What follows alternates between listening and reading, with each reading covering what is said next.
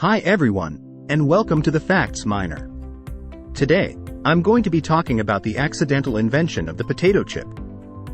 It's a story that's both funny and inspiring, and it shows how even the most unexpected events can lead to great things. The story begins in 1853 at a restaurant called Moon's Lake House in Saratoga Springs, New York. The chef at Moon's Lake House was a man named George Crum, who was known for his delicious food. One day, a wealthy customer came to Moon's Lake House and ordered a plate of French fries. However, the customer was not happy with the French fries. He thought they were too thick and soggy.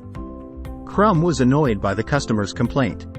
He took the French fries back to the kitchen and sliced them even thinner than before. Then, he fried them until they were crispy. He served the chips back to the customer. And this time the customer was happy. He loved the crispy chips so much that he asked for a second order. The other customers at Moon's Lake House also wanted to try the crispy chips. And soon they became a popular dish.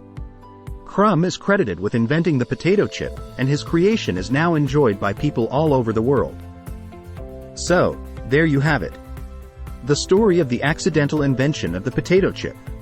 It's a story that's both funny and inspiring.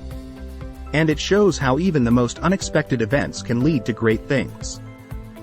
Thanks for watching. I hope you enjoyed the video.